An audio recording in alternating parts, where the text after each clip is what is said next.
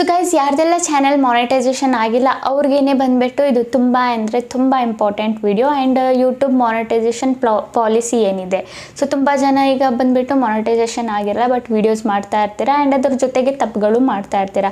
And ಯೂಟ್ಯೂಬ್ದು policy ಅವಾಗ ಬಂದುಬಿಟ್ಟು change ಆಗ್ತಾನೇ ಇರುತ್ತೆ, ಅದಕ್ಕೆ ಆ್ಯಡ್ ಆನ್ ಆಗ್ತಾ ಇರುತ್ತೆ. ಏನೇನು ತಪ್ಪಿದೆ ಆ್ಯಂಡ್ ಏನೆಲ್ಲ ನಾವು ಸುಧಾರ ಮಾಡಬೇಕು ಅದೆಲ್ಲ ಆ್ಯಡ್ ಆನ್ ಆಗ್ತಾ ಇರುತ್ತೆ. ಪಾಲಿಸೀಸ್ ಏನಿದೆ ಮಾನಿಟೈಸೇಷನಲ್ಲಿ ಆ್ಯಡ್ ಆನ್ಗಳಾಗ್ತಾ ಇರುತ್ತೆ. ಸೊ ಫಸ್ಟು ಮಾತಾಡೋದಾದರೆ, ನಾವು ಫಸ್ಟು ಸ್ಟಾರ್ಟಿಂಗ್ ಯೂಟ್ಯೂಬ್ ಬಂದಾಗ ನಮಗೆ ಯಾವುದೇ ಕ್ರೈಟೇರಿಯಾ ಇರಲಿಲ್ಲ. Like 4000 watch time hour complete ಮಾಡಬೇಕಂತ ಅವಶ್ಯಕತೆ ಇದ್ದಿಲ್ಲ, 1000 ಸಬ್ಸ್ಕ್ರೈಬರ್ಸ್ ಇರಬೇಕಂತ ಅವಶ್ಯಕತೆ ಇದ್ದಿಲ್ಲ, 3 ಮಿಲಿಯನ್ ವ್ಯೂ 10 ಮಿಲಿಯನ್ ವ್ಯೂಸ್ ಬೇಕಂತ ಅವಶ್ಯಕತೆ ಇರ್ತಾ ಇದ್ದಿಲ್ಲ. ನಾವು ಡೈರೆಕ್ಟ್ ಚಾನೆಲ್ ಮಾಡ್ಬೋದಿತ್ತು, ಡೈರೆಕ್ಟ್ ನಮ್ಮ ವೀಡಿಯೋಸ್ ಏನಾದರೂ ಆ್ಯಡ್ ಆಗ್ತಾ ಇದ್ದರೆ ಆಗ ನಾವು ದುಡ್ಡನ್ನ ಈಸಿಲಿ ಸಂಪಾದನೆ ಮಾಡ್ಬೋದಿತ್ತು. ಬಟ್ ಹೋಗ್ತಾ ಸಮಯ ಕಳೆದಂತೆ ಪಾಲಿಸೀಸ್ ಬಂದವು. ಯಾವ್ಯಾವ ಪಾಲಿಸಿ ಬಂತು? ಫಸ್ಟ್ ಬಂದುಬಿಟ್ಟು 1000 ಸಬ್ಸ್ಕ್ರೈಬರ್ಸ್ ಕಂಪ್ಲೀಟ್ ಮಾಡಬೇಕಿತ್ತು.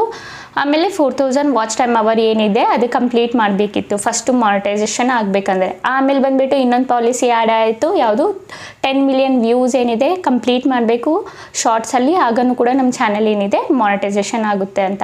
ಸೊ ಈಗ ಒಂದೊಂದನ್ನು ಬಂದುಬಿಟ್ಟು ಮಾನಿಟೈಸೇಷನ್ ಪಾಲಿಸಿ ಏನಿದೆ ನಾನು ನಿಮಗೆ ಹೇಳ್ಕೊಡ್ತೀನಿ. ಸೊ ನೀವು ಅದನ್ನು ನೋಡಿಕೊಂಡು ನೆಕ್ಸ್ಟು ನೀವು ಮಾನಿಟೈಸೇಷನ್ ನಿಮ್ಮದೆಲ್ಲ ಕ್ರೈಟೇರಿಯಾ ಏನಾದರೂ ಕಂಪ್ಲೀಟ್ ಆದರೆ ನೀವು ಮಾನಿಟೈಸೇಷನ್ಗೆ ಅಪ್ಲೈ ಮಾಡ್ಕೊಳ್ಳಿ. ಇನ್ನು 50% ಜನದ್ದು ಏನಿರುತ್ತೆ, ಚಾನೆಲ್ ಅಂತೂ ಎಲ್ಲ ಕ್ರೈಟೇರಿಯಾ ಎಲ್ಲ ಕಂಪ್ಲೀಟ್ ಮಾಡಿರ್ತಾರೆ. 4000 ವಾಚ್ ಟೈಮ್ ಅವರು ಕಂಪ್ಲೀಟ್ ಮಾಡಿರ್ತಾರೆ, 1000 ಸಬ್ಸ್ಕ್ರೈಬರ್ಸು ಕಂಪ್ಲೀಟ್ ಮಾಡಿರ್ತಾರೆ, ಇಲ್ಲಾಂದರೆ 10 ಮಿಲಿಯನ್ ವ್ಯೂಸ್ ಏನಿರುತ್ತೆ ಅದು ಕಂಪ್ಲೀಟ್ ಮಾಡಿರ್ತಾರೆ. ಬಟ್ ಇಲ್ಲಿ ಮಾನಿಟೈಸೇಷನ್ ಅಪ್ಲೈ ಮಾಡಿದಾಗ ಏನಾಗುತ್ತೆ, ರಿಜೆಕ್ಟ್ ಆಗಿಬಿಡುತ್ತೆ, ಮಾನಿಟೈಸೇಷನ್ ಆಗಲ್ಲ. ಸೊ 50% ಜನದು ಇದೇ ಪ್ರಾಬ್ಲಮ್ ಇರುತ್ತೆ. ಸೊ ಏನು ರೀಸನ್ಗಿಂಗ್ ಆಗುತ್ತೆ? ಸೊ ಒಂದೊಂದು ಪಾಲಿಸಿನೂ ನಾನು ನಿಮಗೆ ಡೀಟೇಲ್ಸ್ ಆಗಿ ಹೇಳ್ಕೊಡ್ತೀನಿ, ನೋಡಿ ಕಲ್ತ್ಕೊಳ್ಳಿ. ಓಕೆನಾ ಗೈಸ್? ಸೊ ಬನ್ನಿ ಗೈಸ್, ವಿಡಿಯೋ ಸ್ಟಾರ್ಟ್ ಮಾಡೋಕ್ಕಿಂತ ಮುಂಚೆ ಇವತ್ತಿನ ಕಮೆಂಟ್ ವಿನರ್ ಬಂದುಬಿಟ್ಟು ಇವರು ನನ್ನ ಸ್ಕ್ರೀನ್ಶಾಟ್ನ ಹಾಕಿದ್ದೀನಲ್ಲ. ಸೊ ಇವ್ರ ಚಾನಲ್ಗೆ ಹೋಗ್ಬಿಟ್ಟು ಫುಲ್ ಸಪೋರ್ಟ್ನ ಮಾಡಿ ಆ್ಯಂಡ್ ಸಬ್ಸ್ಕ್ರೈಬ್ ಮಾಡ್ಕೊಳ್ಳಿ. ಇದೇ ಥರ ನಿಮ್ಮ ಚಾನಲ್ನ ಪ್ರಮೋಷನ್ ಮಾಡಬೇಕಂದ್ರೆ ಏನಾದರೂ ಒಂದು ಕಮೆಂಟ್ ಮಾಡಿ, ಇದ್ರ ಜೊತೆಗೆ ನಮ್ಮ ಚಾನಲ್ನು ಕೂಡ ಸಬ್ಸ್ಕ್ರೈಬ್ ಮಾಡ್ಕೊಳ್ಳಿ. ಓಕೆನಾ ಗೈಸ್? ಸೊ ಬನ್ನಿ ಗೈಸ್, ಸ್ವಲ್ಪನೂ ಟೈಮ್ ವೇಸ್ಟ್ ಮಾಡಿದೆ, ವಿಡಿಯೋನ ಸ್ಟಾರ್ಟ್ ಮಾಡೋಣ. ಸೊ ಮೊದಲನೇ ಪಾಲಿಸಿ ಬಗ್ಗೆ ಮಾತಾಡೋದಾದರೆ ನಾವು ಮಾನಿಟೈಸೇಷನ್ ಪಾಲಿಸಿ ಬಗ್ಗೆ.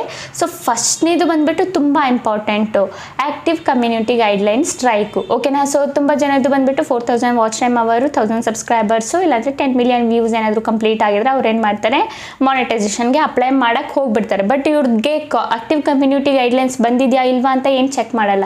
ಇದು ಬಂದುಬಿಟ್ಟು ನಿಮಗೆ YT ಸ್ಟುಡಿಯೋದಲ್ಲಾಗಲಿ ಇಲ್ಲಾಂದರೆ ಯೂಟ್ಯೂಬ್ ಆಗಲಿ ಶೋ ಆಗಲ್ಲ. ಇದು ನೀವು ಡೆಸ್ಕ್ಟಾಪ್ ಸೈಟಲ್ಲಿ ನೋಡಿದ್ರೆ ನಿಮಗೆ ಸ್ಟ್ರೈಕ್ ಬಂದಿರೋದು ಶೋ ಆಗುತ್ತೆ. ಓಕೆನಾ? ಬೈ ಚಾನ್ಸ್ ನಿಮಗೆ ಸ್ಟ್ರೈಕ್ ಬಂದಿದ್ದು ನೀವು ಗೊತ್ತಿಲ್ಲದೆ ಏನಾದರೂ ಅಪ್ಲೈ ಮಾಡಿದ್ರಂದರೆ ಆಗ ನಿಮ್ಮದು ಮಾನಿಟೈಸ್ ಆಗಲ್ಲ, ರಿಜೆಕ್ಟ್ ಆಗಿಬಿಡುತ್ತೆ. ಸೊ ಮೇಯ್ನಾಗಿ ನಿಮಗೆ ಆ್ಯಕ್ಟಿವ್ ಕಮ್ಯುನಿಟಿ ಗೈಡ್ಲೈನ್ಸ್ ಬಂದುಬಿಟ್ಟು ಇರಬಾರ್ದು. ಇದು ಬೈ ಚಾನ್ಸ್ ಇದ್ದರೆ ನೀವು ಮಾನಿಟೈಸೇಷನ್ಗೆ ಅಪ್ಲೈನೇ ಮಾಡಬೇಡಿ. ಸೊ ವೆಯ್ಟ್ ಮಾಡಿ ಒಂದು ಸ್ವಲ್ಪ ದಿನ, ಅದು ಯಾವಾಗ ಎಕ್ಸ್ಪೈರಿ ಆಗುತ್ತೆ ಅಷ್ಟು ದಿನವರೆಗೂ ವೆಯ್ಟ್ ಮಾಡಿಬಿಟ್ಟು ಆಮೇಲೆ ನಿಮ್ಮ ಚಾನಲ್ನ ಮಾನಿಟೈಸೇಷನ್ಗೆ ಅಪ್ಲೈ ಮಾಡ್ಬೋದು. ಓಕೆನಾ? ಆ್ಯಂಡ್ ಇನ್ನೊಂದು ಏನಂದರೆ, ನಿಮಗೆ ಆ್ಯಕ್ಟಿವ್ ಕಮ್ಯುನಿಟಿ ಗೈಡ್ಲೈನ್ಸ್ ಏನಿದೆ ಅದು ಇರಬಾರ್ದು, ಅದರಿಂದ ನಿಮ್ಮ ಚಾನಲ್ ರಿಜೆಕ್ಟ್ ಆಗುತ್ತೆ, ಮಾನಿಟೈಸೇಷನ್ ಆಗಲ್ಲ. ಬಟ್ ಆ್ಯಕ್ಟಿವ್ ಕಾಪಿರೈಟ್ ಸ್ಟ್ರೈಕ್ ಇದ್ದರೆ ನಿಮ್ಮದು ಚಾನಲ್ ಏನಿದೆ ಮಾನಿಟೈಸೇಷನ್ ಆಗಿಬಿಡುತ್ತೆ. ಸೊ ಎರಡಿದೆ, ಒಂದು ಆ್ಯಕ್ಟಿವ್ ಕಮ್ಯುನಿಟಿ ಗೈಡ್ಲೈನ್ ಸ್ಟ್ರೈಕು, ಇನ್ನೊಂದು active copyright strike. So copyright strike ಇದ್ದರೆ ಏನು ಪ್ರಾಬ್ಲಮ್ ಇಲ್ಲ, ನೀವು ಮಾನಿಟೈಸೇಷನ್ಗೆ ಅಪ್ಲೈ ಮಾಡ್ಬೋದು. ಬಟ್ ಕಮ್ಯುನಿಟಿ ಗೈಡ್ಲೈನ್ ಸ್ಟ್ರೈಕ್ ಇದ್ದರೆ ಮಾನಿಟೈಸೇಷನ್ಗೆ ಯಾವುದೇ ಕಾರಣಕ್ಕೂ ಹೋಗ್ಬಿಟ್ಟು ಅಪ್ಲೈ ಮಾಡಬೇಡಿ. ಅದು ಎಕ್ಸ್ಪೈರಿ ಆಗೋವರೆಗೂ ವೆಯ್ಟ್ ಮಾಡಿ, ಅದಾದಮೇಲೆ ಎಕ್ಸ್ಪೈರಿ ಆದಮೇಲೆ ಆಮೇಲೆ ಹೋಗ್ಬಿಟ್ಟು ಮಾನಿಟೈಸೇಷನ್ಗೆ ಅಪ್ಲೈ ಮಾಡಿ. ಓಕೆನಾ? ಸೊ ಎರಡನೇದು ಬಂದುಬಿಟ್ಟು logo and banner and main theme. So ತುಂಬ ಜನ ಬಂದುಬಿಟ್ಟು ನಾನು ನೋಡ್ತೀನಿ, ಅವರು ಲೋಗೋ ಅಲ್ಲಿ ಏನು ಫೋಟೋನೇ ಹಾಕಿರಲ್ಲ ಆ್ಯಂಡ್ ಬ್ಯಾನರಲ್ಲಿ ಏನು ಬರೆದು ಹಾಕಿರಲ್ಲ. ಓಕೆನಾ? ಬ್ಯಾನರ್ ಅಂದರೆ ಈಗ ಅಂದ್ಕೊಳ್ಳಿ, ನಾನು ಇಲ್ಲೊಂದು ಸ್ಕ್ರೀನ್ಶಾಟ್ ಹಾಕ್ತೀನಿ, ಈ ಫೋಟೋ ಬ್ಯಾನರ್ ಇದೆಯಲ್ಲ, ಸೊ ಇದು ಬಂದುಬಿಟ್ಟು ತುಂಬ ಇಂಪಾರ್ಟೆಂಟು. ಸೊ ಫಸ್ಟು ಬಂದುಬಿಟ್ಟು 2022 ಅಲ್ಲಿ ಯೂಟ್ಯೂಬ್ ಇದೆಲ್ಲ ಚೆಕ್ ಮಾಡ್ತಾ ಇದ್ದಿಲ್ಲ, ಇದು ನೋಡ್ತಾ ಇದ್ದಿಲ್ಲ. ಬಟ್ ಇದು ನೀವು ಲೋಗೋ ಖಾಲಿ ಬಿಟ್ಟಿದ್ರೆ ಹಂಗೆ ಆ್ಯಂಡ್ ಬ್ಯಾನರ್ ಹಾಕಿಲ್ಲ ಅಂದರೆ ಇದೂ ಕೂಡ ಯೂಟ್ಯೂಬ್ ಬಂದುಬಿಟ್ಟು ಚೆಕ್ ಮಾಡುತ್ತೆ. ಇದರಿಂದನೂ ಕೂಡ ನಿಮಗೆ 90% ಚಾನ್ಸಸ್ ಇರುತ್ತೆ ಮಾನಿಟೈಸೇಷನ್ ರಿಜೆಕ್ಟ್ ಮಾಡು.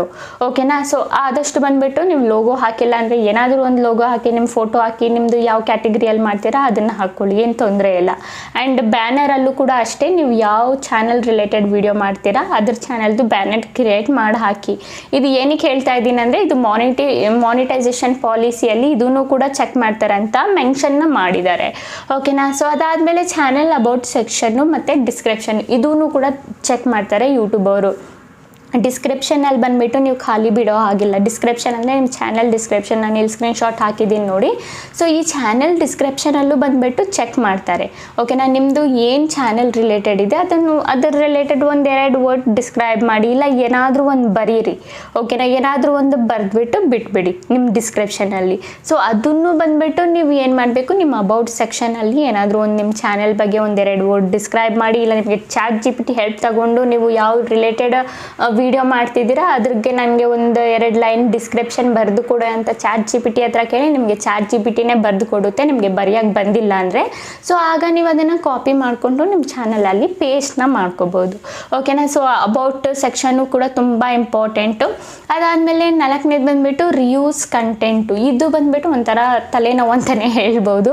ಇದು ತುಂಬ ಜನಕ್ಕೆ ಪ್ರಾಬ್ಲಮ್. ಇದರಿಂದ ತುಂಬ ಜನದ ಚಾನಲ್ ಬಂದುಬಿಟ್ಟು ರಿಜೆಕ್ಟ್ ಆಗಿದೆ. ಓಕೆನಾ, ಅಂದರೆ ಅಂದ್ಕೊಳ್ಳಿ ಈಗ 100%ಅಲ್ಲಿ 90% ಜನದು ರಿಜೆಕ್ಟ್ ಆಗಿಬಿಟ್ಟಿದೆ ರಿಯೂಸ್ ಕಾಂಟೆಂಟಿಂದ. ಸೊ ರಿಯೂಸ್ ಕಾಂಟೆಂಟ್ ಅಂದರೆ ಏನು? ಲೈಕ್ ರಿಯೂಸ್ ಕಾಂಟೆಂಟ್ ಅಂದರೆ ಈಗ ನಾವು ಒಂದು ವಿಡಿಯೋ ಹಾಕಿದ್ದೀವಿ ಅಂದ್ಕೊಳ್ಳಿ. ಈಗ ನನ್ನ ವಿಡಿಯೋ ನಾನು ಮಾಡಿ ಹಾಕಿದ್ದೀನಿ ಯೂಟ್ಯೂಬಲ್ಲಿ. ಸೊ ಇನ್ನೊಬ್ರು ಏನು ಮಾಡ್ತಾರೆ, ನನ್ನ ವಿಡಿಯೋನ ಅದನ್ನು ಡೌನ್ಲೋಡ್ ಯಾವ ಕಡೆಯಿಂದನಾದರೂ ಡೌನ್ಲೋಡು ಇಲ್ಲ ಎಲ್ಲಾದರೂ ಅವ್ರ ಫೋನಿಂದ ಎಲ್ಲ ಸ್ಕ್ರೀನ್ ರೆಕಾರ್ಡ್ ಏನಾದರೂ ಮಾಡಿಕೊಂಡು ಅವ್ರ ಚಾನಲಲ್ಲಿ ಅಪ್ಲೋಡ್ ಮಾಡಿದಾಗ ಆಗೇನಾಗುತ್ತೆ, ರಿಯೂಸ್ ಕಾಂಟೆಂಟ್ ಬರುತ್ತೆ. ಸೊ ಆದಷ್ಟು ನಿಮ್ಮದು ಒರಿಜಿನಲ್ ವಿಡಿಯೋ ಇರಬೇಕು. ಅಂದ್ಕೊಳ್ಳಿ ಈಗ ನೀವು ಯಾವುದೋ ಒಂದು ವಿಡಿಯೋ ಮಾಡಿದ್ದೀರಾ ನಿಮ್ಮ ಚಾನಲಲ್ಲಿ, ನಾನೇನು ಮಾಡ್ತೀನಿ ಆ ವಿಡಿಯೋನ ತೆಗೆದು ಇಲ್ಲ ಡೌನ್ಲೋಡ್ ಮಾಡಿಕೊಂಡು ಇಲ್ಲ ಸ್ಕ್ರೀನ್ ರೆಕಾರ್ಡ್ ಮಾಡ್ಕೊಂಡು ನನ್ನ ಚಾನಲಲ್ಲಿ ಅಪ್ಲೋಡ್ ಮಾಡ್ತೀನಿ. ಸೊ ಆಗ ನನಗೇನಾಗುತ್ತೆ, ರಿಯೂಸ್ ಕಾಂಟೆಂಟ್ ಬರುತ್ತೆ. ಸೊ ಆದಷ್ಟು ಬಂದುಬಿಟ್ಟು ಇದನ್ನು ಅವಾಯ್ಡ್ ಮಾಡಿ. ಬೇರೆಯವ್ರದ್ದು ಕ್ಲಿಪ್ಸ್ ಯೂಸ್ ಮಾಡೋದು, ಬೇರೆಯವ್ರದ್ದು ವಿಡಿಯೋನ ತೆಗೆದುಬಿಟ್ಟು ಹಾಕೋದು, ಇದನ್ನೆಲ್ಲ ನೀವು ಮಾಡಿದರೆ ನಿಮಗೆ ರಿಯೂಸ್ ಕಾಂಟೆಂಟ್ ಬರುತ್ತೆ. ಸೊ ಆದಷ್ಟು ಇದನ್ನು ಅವಾಯ್ಡ್ ಮಾಡಿ. ರಿಯೂಸ್ ಕಾಂಟೆಂಟ್ ಯೂಸ್ ಮಾಡಬೇಡಿ, ಒರಿಜಿನಲ್ ಕಾಂಟೆಂಟ್ ಮಾಡಿ. ಈಗ ನಾನು ವಿಡಿಯೋ ಮಾಡ್ತಾ ಇದ್ದೀನಲ್ಲ, ಇದು ಒರಿಜಿನಲ್ ಕಾಂಟೆಂಟು. ಇದೇ ಥರ ವೀಡಿಯೋಸ್ಗಳನ್ನು ನೀವು ಒರಿಜಿನಲ್ ಆಗಿ ಕ್ರಿಯೇಟ್ ಮಾಡಬೇಕು. ಓಕೆನಾ, ರಿಯೂಸ್ ಕಾಂಟೆಂಟ್ ಆಯಿತು. ಅದಾದಮೇಲೆ ಲೋ ಎಫೆಕ್ಟ್ ಕಾಂಟೆಂಟ್. ಸೊ ಇದು ತುಂಬ ಇಂಪಾರ್ಟೆಂಟು. ಈ ಲೋ ಎಫೆಕ್ಟ್ ಕಂಟೆಂಟ್ ಮಾಡಿರೋರು ತುಂಬ ಜನ ಇದ್ದೀರ, ನಾನು ಕೂಡ ನೋಡಿದ್ದೀನಿ. ಓಕೆನಾ, ಸೊ ಏನು ಲೋ ಎಫೆಕ್ಟ್ ಕಂಟೆಂಟ್ ಅಂದರೆ ಏನು?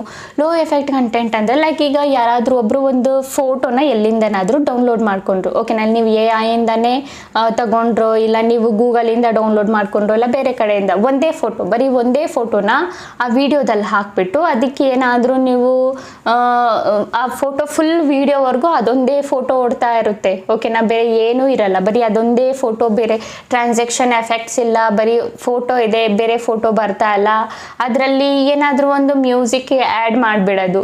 ಸೊ ಇದರಿಂದ ಏನಾಗುತ್ತೆ, ಇದು ಲೋ ಎಫೆಕ್ಟ್ ಕಂಟೆಂಟ್ಗೆ ಬರುತ್ತೆ. ಇಲ್ಲಾಂದರೆ ವಾಯ್ಸ್ ಓವರ್ ಕೊಟ್ಬಿಡೋದು, ಒಂದೇ ಫೋಟೋ ಆ್ಯಡ್ ಮಾಡಿಬಿಟ್ಟು ವಾಯ್ಸ್ ಓವರ್ ಕೊಟ್ಬಿಡೋದು. ಸೊ ಇದು ಲೋ ಎಫೆಕ್ಟ್ ಕಂಟೆಂಟಲ್ಲಿ ಬರುತ್ತೆ. ಸೊ ಈ ಥರ ಮಾಡಿಬಿಡಿ, ಚೇಂಜಸ್ ಇರಬೇಕು. ಓಕೆನಾ, ಏನಾದರೂ ಒಂದು ಸ್ವಲ್ಪ ಚೇಂಜಸ್ ಇರಬೇಕು.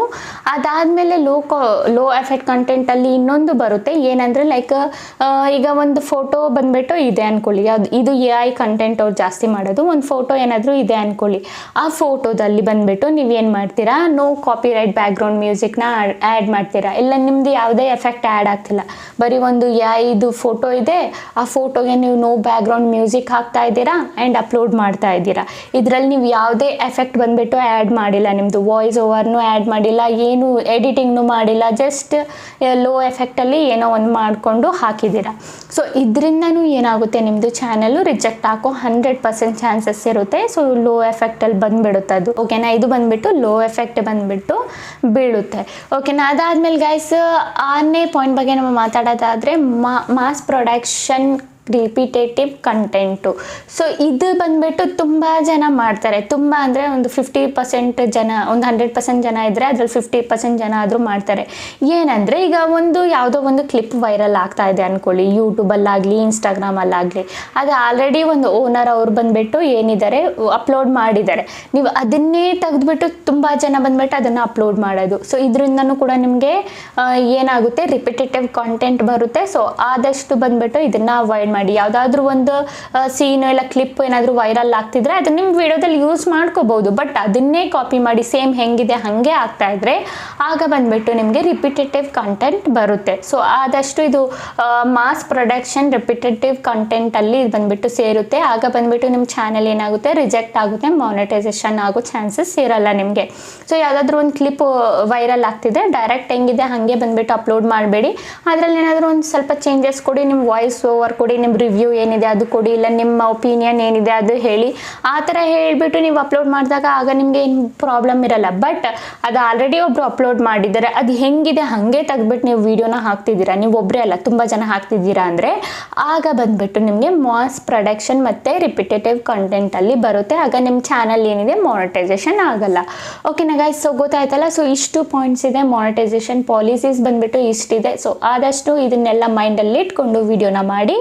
ಆ್ಯಂಡ್ ಇನ್ನೂ ಇದರ ರಿಲೇಟೆಡ್ ಡೌಟು ಕ್ವಶನ್ಸ್ ಏನಾದರೂ ಇದ್ದರೆ ನಾನು ಕಮೆಂಟಲ್ಲಿ ಕೇಳಿ ನಾನು ರಿಪ್ಲೈನ ಮಾಡ್ತೀನಿ.